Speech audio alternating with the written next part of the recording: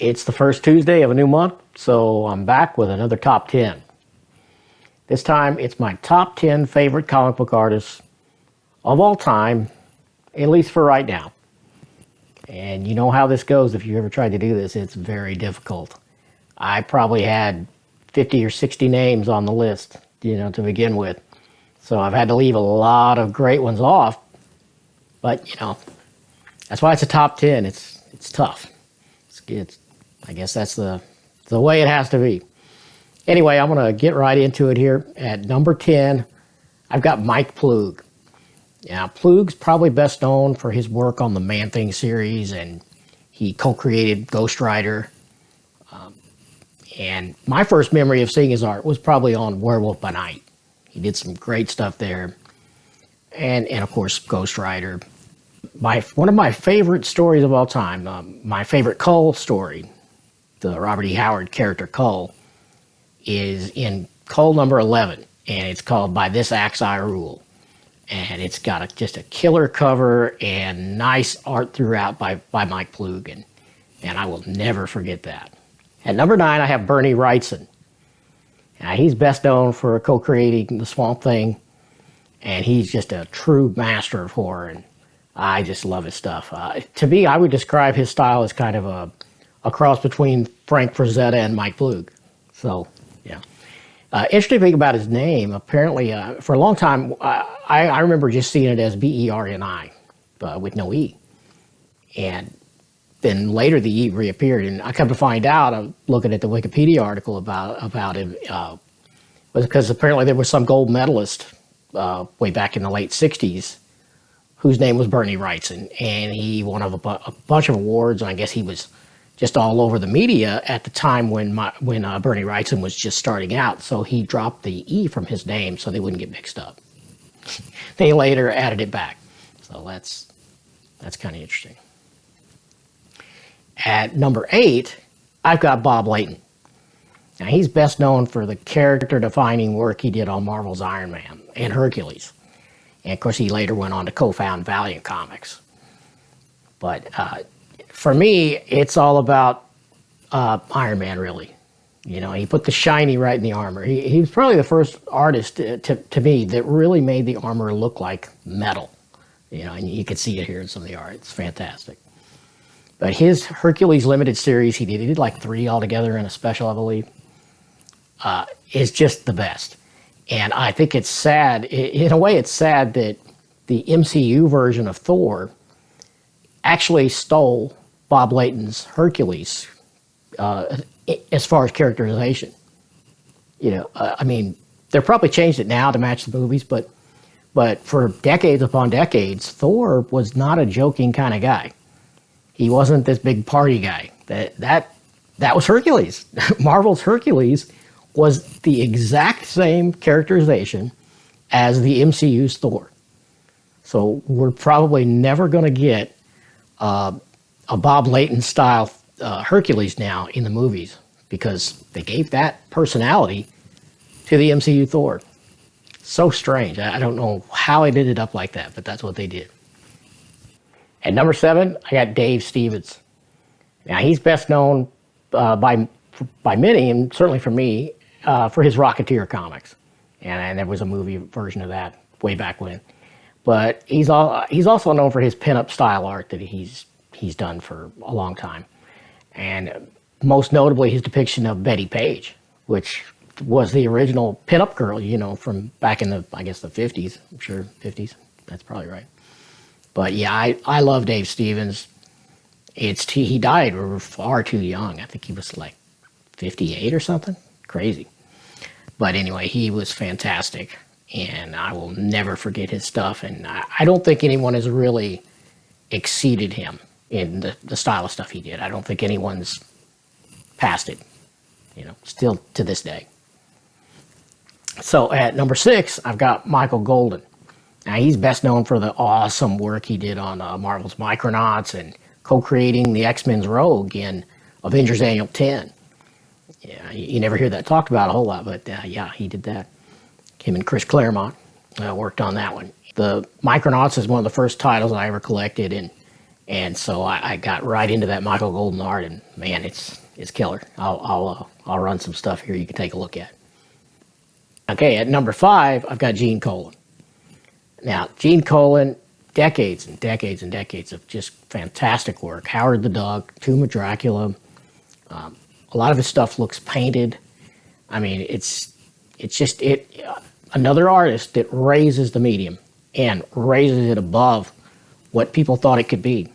You know, I mean, you look at many of his panels look like paintings, and they're not. It's just the way, the kind of brushwork he did.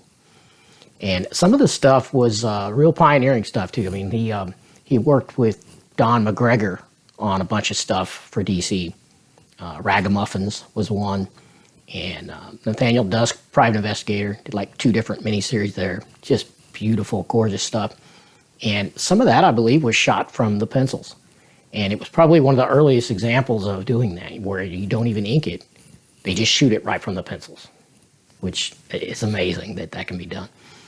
Some of it may have been watercolored, and I believe he used some graphite and a lot of different kind of stuff to get that beautiful painted look. Yeah, just fantastic. He was supposed to be at a convention I went to in, I believe it was 2005, Wizard World Chicago, and he was listed to be in there, and I wanted his autograph so bad, and we went by his table dozens of times and never saw him. So I don't know if he didn't make it or we just kept missing him.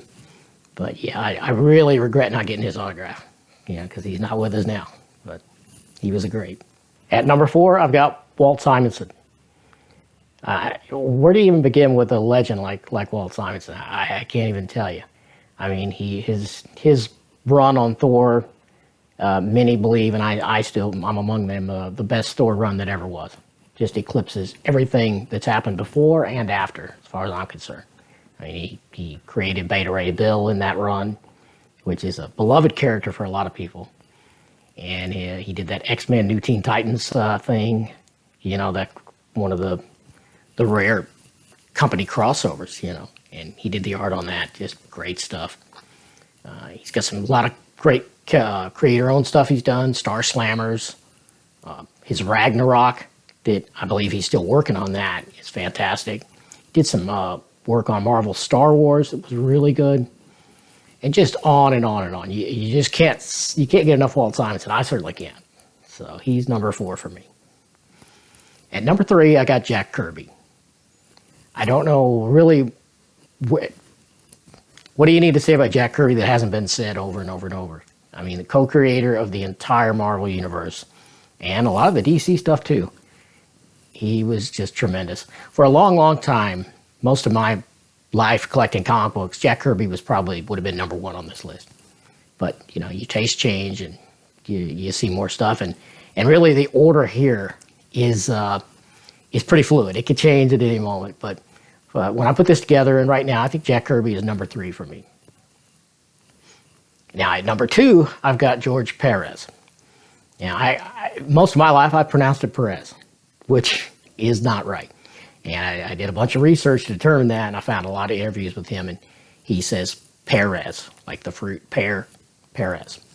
So that's how I'm going to say it from now on. And we lost him in May of this year, 2022, so we're not going to get any new George Perez art, unfortunately.